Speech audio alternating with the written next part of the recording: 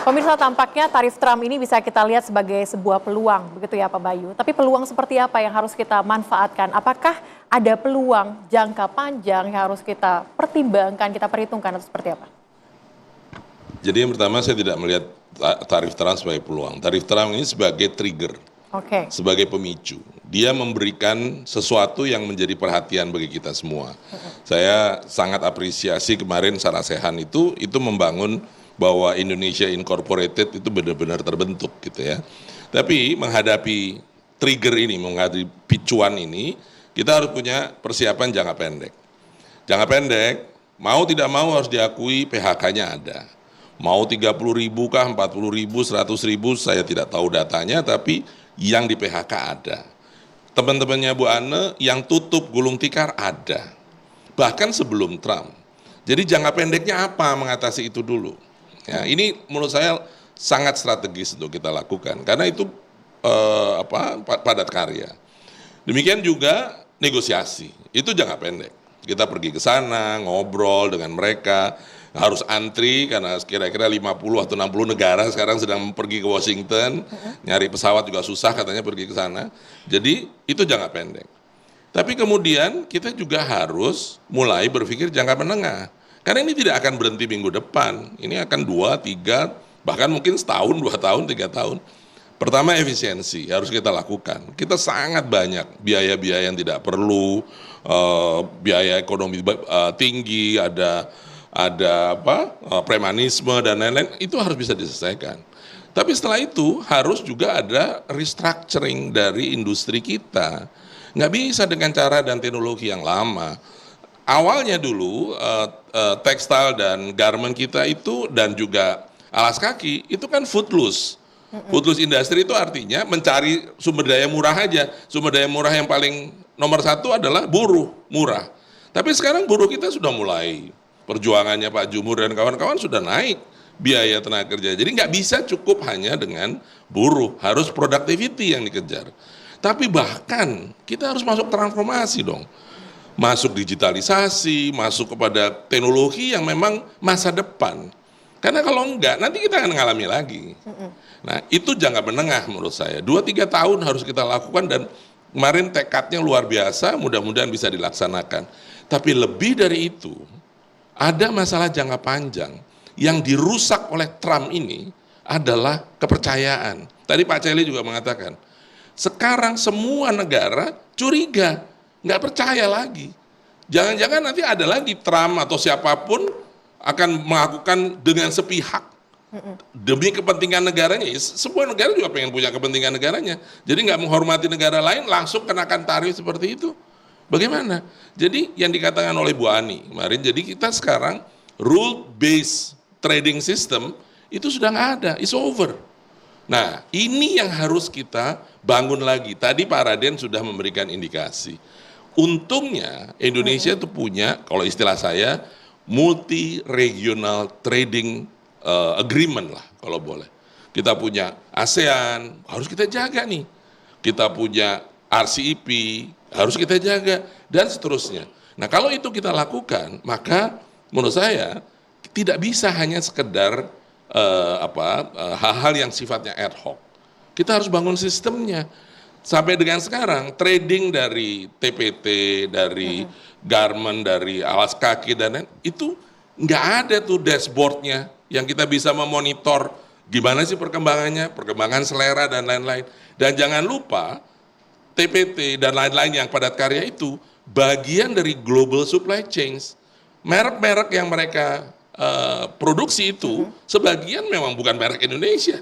Sepatu yang dipakai oleh adik-adik mahasiswa ini bukan merek Indonesia, tapi diproduksi di Indonesia. Jadi kita nggak bisa juga memungkiri bahwa kita bagian dari itu. Nah, seluruh ini harus kita kelola dengan sebaik-baiknya.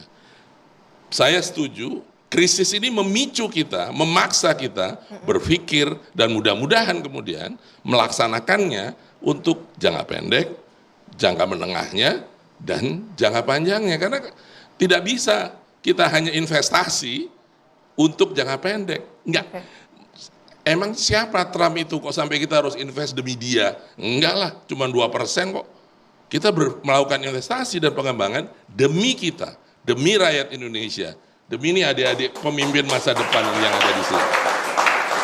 Oke, berarti artinya saat ini yang kita fokuskan adalah domestik dulu, maksud Anda atau bagaimana? Nggak bisa, dunia sudah tidak bisa seperti itu. Kita, misalnya masalah Kanada dengan Amerika, kalau saya ambil contoh ya, itu produksi mobil di Amerika, itu bolak-balik Kanada Amerika itu sampai katanya sampai berapa belas kali. Karena di sini diproduksi komponen yang ini, bawa ke sana, dirakit, balik lagi ke sini. Dan demikian juga kita, sama dengan bahkan untuk garment pun juga begitu. Kita harus bekerja sama dengan negara lain. Indonesia ini negara yang terbuka, Indonesia negara besar, kita bukan negara ecek-ecek. Kita nggak takut berdiri di panggung dunia, berani. Ya, dan kita mau hormati. Yang kalau mau dibilang yang dirusak oleh Trump justru itu. Dan kita nggak mau dia merusak hubungan kita dengan Bangladesh, dengan Vietnam, enggak. Kita tetap baik dengan Cina, dengan yang lainnya. Biarin aja dia sendirian begitu.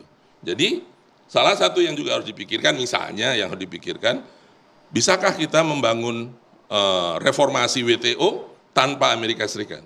Nah, bisakah kita sudah berani mengatakan hapus hak vetonya Amerika di PBB?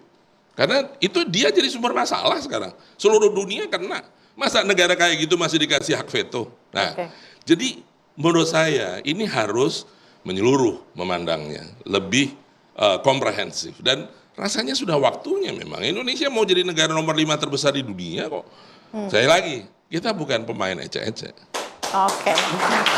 Oke, silakan. Mungkin sedikit tambahan aja ini, apa yang dikatakan oleh Pak Bayu tadi. Kalau kita lihat peran daripada ekonomi Amerika terhadap dunia sekarang, tinggal 17%. Ya, jadi sisanya itu 83%.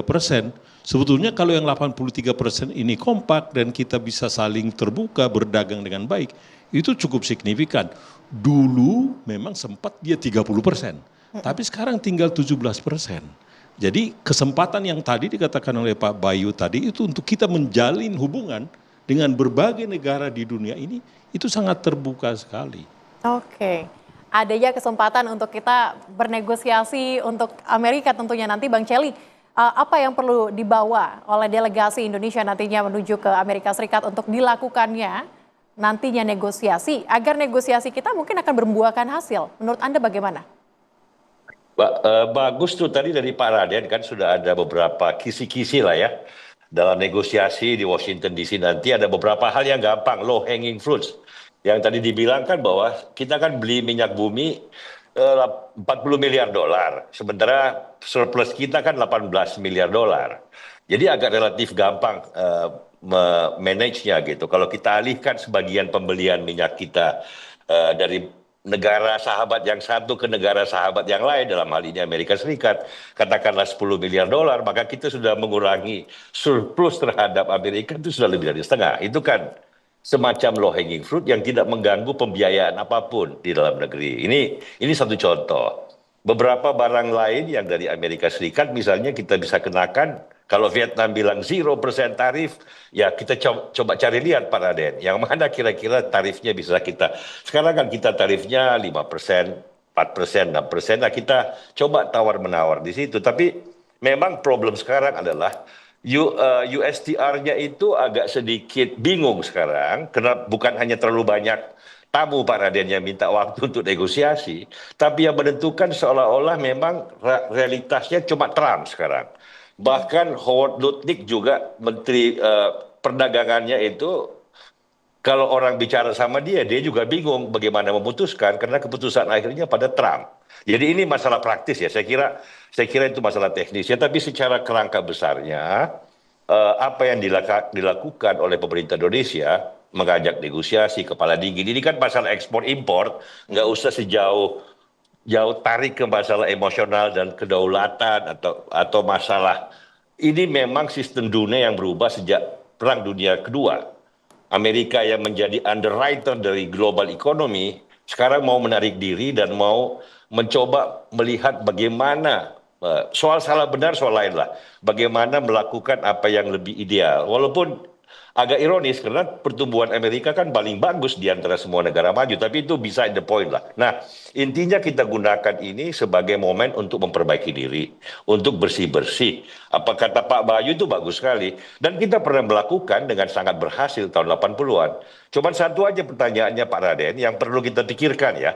Tahun 80-an itu reformasinya berlangsung dalam tahap-tahap panjang. Itu 8 tahun tuh dari satu paket ke paket yang lain. Kalau kita mau lakukan tahap panjang, itu kan nggak mungkin. Terlalu kita ini tiap 5 tahun sekarang ada pemilu. Kalau dulu kan Pak Harto panjang tuh. Nah, jadi kita harus bergerak cepat sebelum interest group politics masuk lagi gitu. Karena ini kan tantangan Pak Raden dan kawan-kawan dalam praktek nanti adalah interest group politics yang diuntungkan oleh sistem yang merkantilis. Jadi dalam sistem seperti ini Pak Raden dan kawan-kawan kita akan dukung sepenuhnya nih. Bagaimana membuat kita lebih sehat karena krisis ini kan tiba-tiba datang di luar kehendak kita. Tapi kita we are a smart nation. Seperti kata Pak Bayu saya setuju. We are very smart, we are very brave nation gitu loh. Nah sekarang ini bagaimana mengimplementasikan